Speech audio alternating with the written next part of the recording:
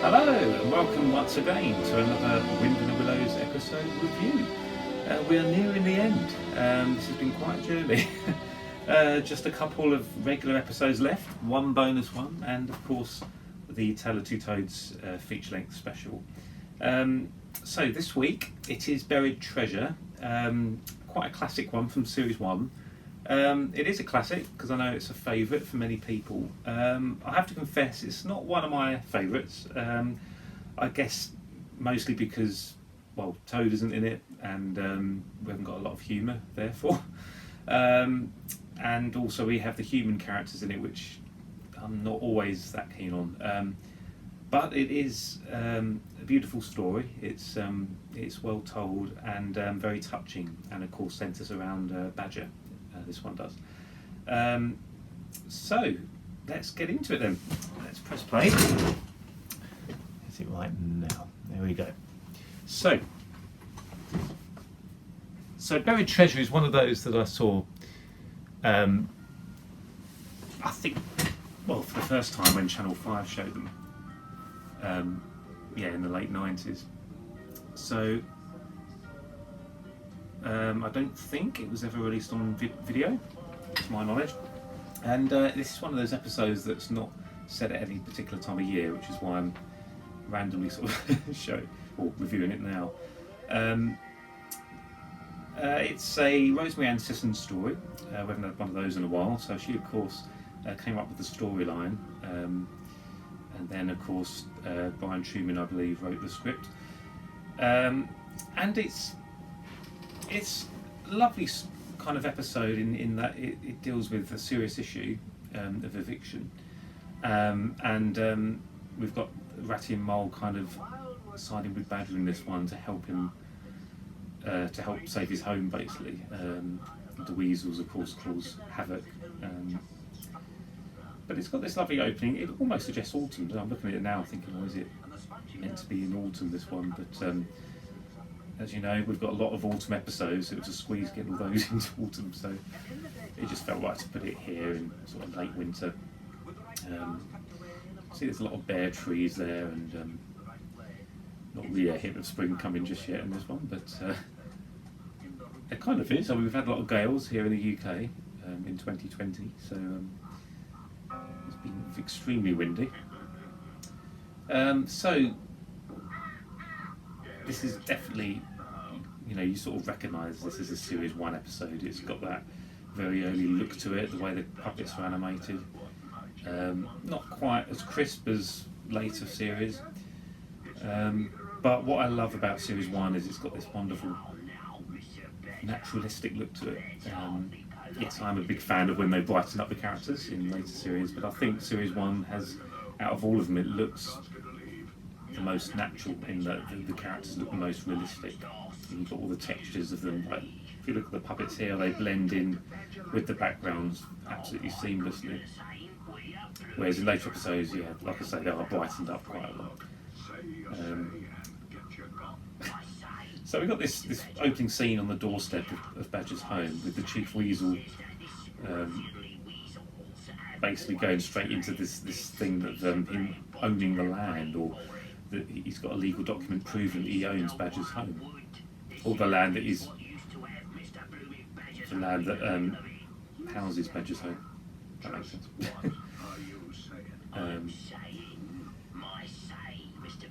So there's this threat already, and it's interesting where in so many episodes, of course, we see Badger stand up to the weasels, and he's always, very authoritative in comparison to. And in this one, it's almost like Badger doesn't have a leg to stand on. Almost, he doesn't know what to say. It's very unusual. For the first time, Badger is almost speechless, and Mole's actually kind of, getting rid of the weasel, saying "Get on your way." So there's a lovely loyalty to this episode, and I love how Mole really is the hero of this episode. To be honest, he's almost the main character. And we'll, of course, find out why. I'm sure you know anyway.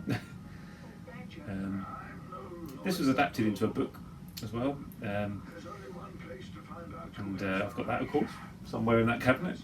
Nice collection of books. So here we go into court, So Badger's worried that it's is it a legal document, and he wants to go to court to find out. And of course we've got Ratty there, and this is, I mean, this is obviously echoes the film, doesn't it? Certainly when you see the shots of the weasels there, and these two human puppets, they were in the film, so it's exactly the same set, same setup, not the same voices, so that isn't Beryl Reid voicing the magistrate there. And of course we do see her pop up in other episodes, the Grand Annual Show, Burglary at Toad Hall, and she is mentioned in a few other episodes, including the Tale of Two Toads. When we get to that, we'll talk about that. But it always, to me, it kind of raises this question of whether the animals and the humans do live in this world together. Well, I mean, obviously they do, but it's very strange, they're all at the same scale, and you've got these human characters sort of on the representing the law, and you've got these animals, and only animals, in the court with them. I suppose in the film you had more human characters, didn't you? You almost had all the weasels on one side, and you had all the policemen and the other human characters on the other side. We've got all the other woodland creatures supporting Badger.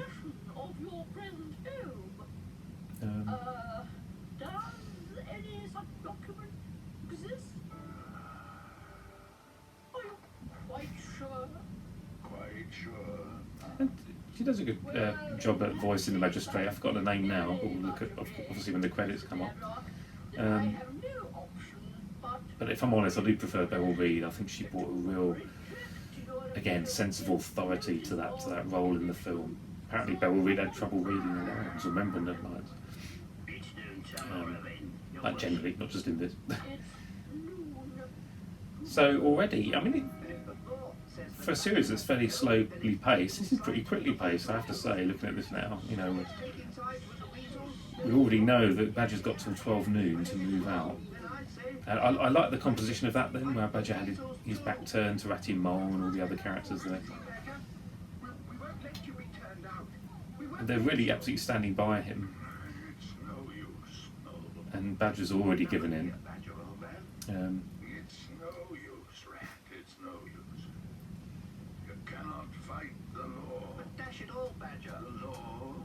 And he's absolutely right, isn't he? The law is the law, you can't fight it. Badger, always strikes us as a law-abiding citizen. Absolutely, he'll always be on the side of the law, even if he loses out. And deep down, they all know this is wrong. They all know that the weasels certainly don't deserve this land. But then it gets deeper, doesn't it? In terms of class and whether they really do deserve it. Why should Badger have this land and so on? It doesn't go, further into the fact that we just realise that the weasels actually own it, but we don't know how, we don't know why, and we don't know what the history is there really. So it would have been good to have more explanation of that. I love shots like that. You see how that's framed there for a doorway or an archway. Would have obviously positioned that carefully in front of the camera. Now, what I love about this moment in the episode is the way we hear the main theme and the music playing in the background. It's so fitting. It's absolutely the right piece for Badger, talking about the history of his ancestors. And this is the episode where we really do learn about Badger's, where Badger's come from, where who. His family, the fact that his family were there before him and they've lived there for generations, so we learn all about that. Like I say, it would have been interesting to have learned about the weasel side to it, and how they can claim this as their land. And it's upsetting, really. It's very touching. I think that's why this is a lot of people's favourite episode. It's the fact that it deals with peril, and when else do we have an episode that really does, put Badger in a bit of a pickle like this? And of course, this was referred to in another episode I reviewed fairly recently. Happy New Year. So this has got that lovely sense of continuity. It seems to be one that everyone remembers. You know, I'm just thinking now, I think it actually was released on video. I could be wrong. Looking behind me, my turnstile. Let's just have a look here. No, maybe not. I think I'm thinking of another one. No, maybe it wasn't released. I'm thinking of Badger's Remedy, but Buried Treasure, yeah. I don't know. Maybe it's released in other countries. I think it might have been released in the US on VHS. But yeah, not over here in the UK. But it did come out on DVD in the Time Life releases, the online subscriptions. Interesting way of packing. Put a violin on top of a box of books. So there's a sense of time just slipping away, and it celebrates all the beautiful props that are made as well, and this lovely montage of Badger packing, getting all these things together. And we see all the sides of Badger, don't we? We get more of a sense of his interests, his history. You know, things like cricket. You know, we've never ever seen Badger play cricket, but it's kind of obvious that he did once, or his family did. He's holding a picture there of him as a cricketer, I think. I think at some point a picture pops up with Toad's father as a cricketer. I didn't mention just now we saw Badger looking at a painting of Toad Hall, and even though Toad's not in this episode, it's nice to kind of at least have a reference to him.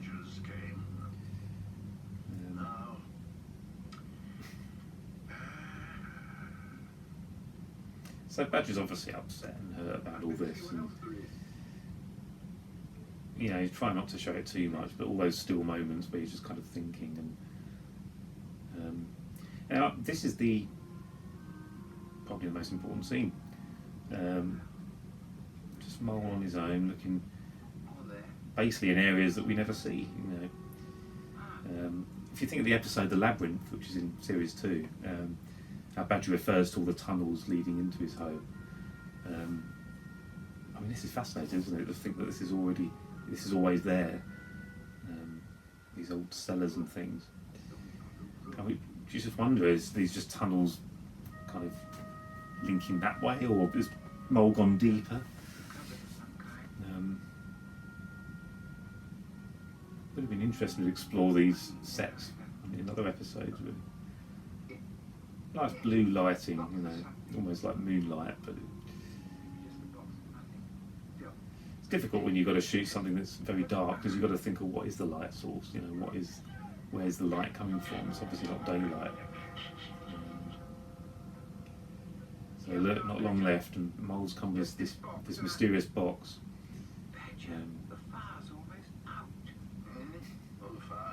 I love how Mole looks there. He looks so small and sweet, doesn't he? And look at Badger's poor bare home. And the way Mole's saying the fire's nearly out, and that's when it hits him.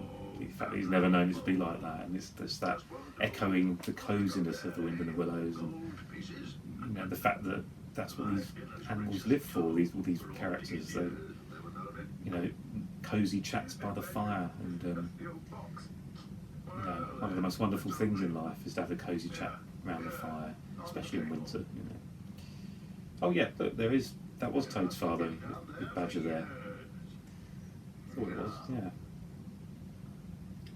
Just a piece of paper. Or something like paper. Now this is, of course, is the thing that saves Badger, as I'm sure most of you know, if you've seen this episode before. So it's extremely important. And thank goodness Mole found it. And you know, I always say that this series, and lots of series of course, are educational, but this certainly teaches you about things like the Romans and history, Latin, Documento Millibus. Now listen to that lovely incidental music here. We've got this kind of sense that there is a turning point, or something's about to change. for the better, hopefully. The music does suggest that. I love the way the music's written and then selected. You know, you don't, apart from the songs, they didn't always like write a piece of music that was for a particular scene. The directors just kind of had this library in the end and hand-picked what pieces suited the scenes.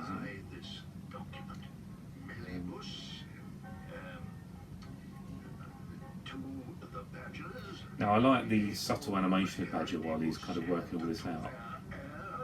If you look at his eyes there, he's sort of thinking, there, sort of closing his eyes and thinking. It's very effective. I mean, for a puppy like Badger, who really doesn't have much expression, I mean, out of all the characters, Badger I would say has the least expression, despite the highly detailed face. But because of all that fur, you can't really see when Badger's smiling or grumpy. He's always got that kind of stern look.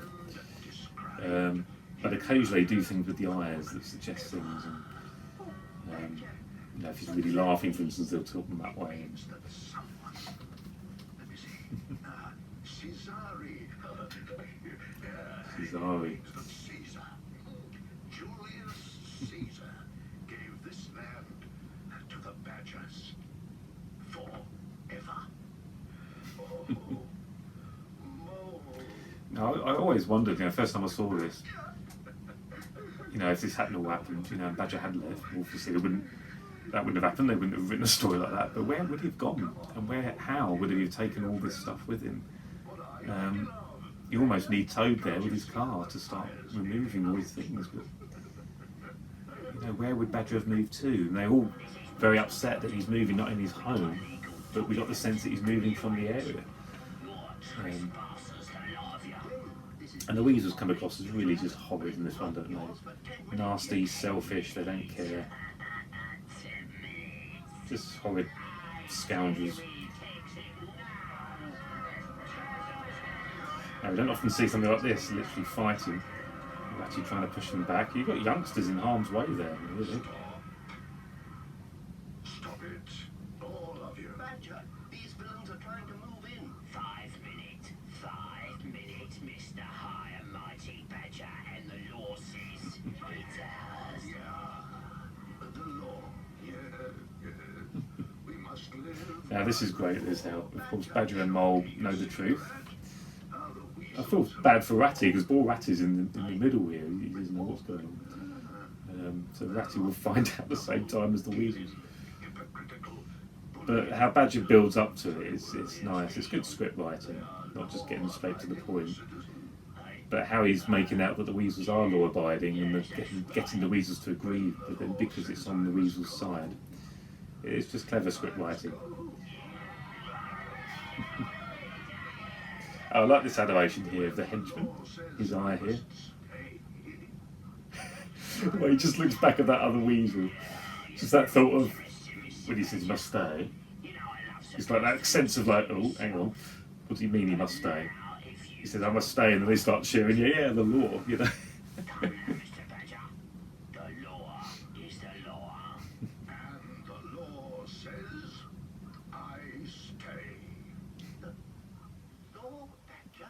I love how Ratty sort of just says that line very kind of casual, and he's like kind of.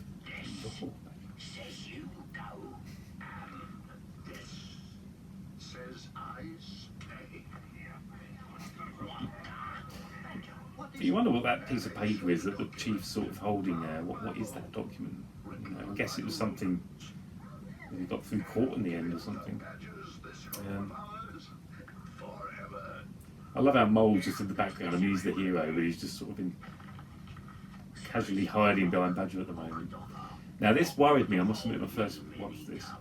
When Chief wants to look at it and Badger lends it to him, the Chief could have easily ripped that up all of a sudden. Just hands it back to him. You know, or we could have run off with it and got rid of it somehow.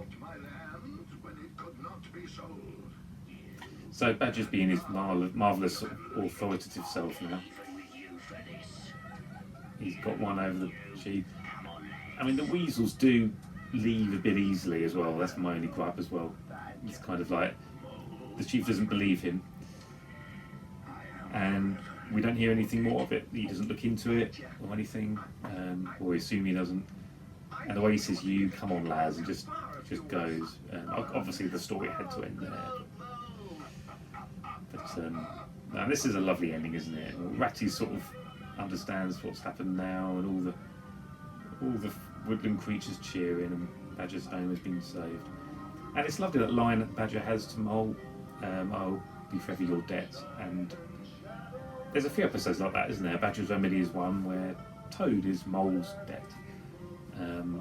Ratty is saved and Wayfarers all by Mole and Toad. And, you know, Pipe at the Gates of Dawn, Portal is saved. You know, in the Storm, Ratty is saved by Mole. You know, or Mole is then saved by Badger and Toad and Otter, aren't they? I mean, I think that's why episodes like that are favourites, because they are ones where the characters are brought together, and you know they absolutely celebrate friendship and the importance of, you know, being loyal to each other, looking out for one another. When one of your friends is in trouble, you help out, and simple as that, you know. And when you compare them to more typical episodes, like where Toad has a new craze, yes, friendship is still a huge part of it, and certainly in terms of how the others stick by Toad, even though they might disagree with his actions. It's ones like this where it's more kind of serious issues, when it's like an illness, or in this case eviction, or in a trance, disappearing off somewhere, or being trapped, you know. So yeah, but like I say, out of all those types of episodes, that's one of my least favourites. I don't really know why, to be honest. I mean, again, it's just the human characters and the sort of the fact that it's not that funny. Would be nice to have a bit more humour, but I guess it would have clouded it a little bit if humour had got in the way. But it is a special one. Absolutely no denying that. It is a special one. Thank God it exists. It's a wonderful, very serious episode where we learn a lot about Badger and his history and so on. So there we go. And that is the penultimate episode. We have one regular episode left. Can you believe it? Have you all worked out which one it was? I'm sure you have. So, next week's episode, the final one, is of course Auberon's Return from Series 2. We all love Auberon Mole, who doesn't? He's not in enough episodes, and this is probably my favourite one that he's in. His character is really developed in it, and the final scene in that episode is, I think, very fitting for closure to these episode reviews. So yeah, look forward to that. Of course, we do also have next week the final bonus episode, which is Toad Filmmaker, which is of course the last ever episode ever transmitted. And then the week after that, like I say, we'll finish off. It will be the 1st of March, and we'll finish off with the special A Tale of Two Toads, and then we'll be there. Wow. I do have plans for other videos to follow, and I'll reveal more of that as we get more into next week and the week after. But for now, all the best, take care, try not to get blown away in this windy weather. Hopefully it will die down soon, and I'll see you next week for Auberon's Return.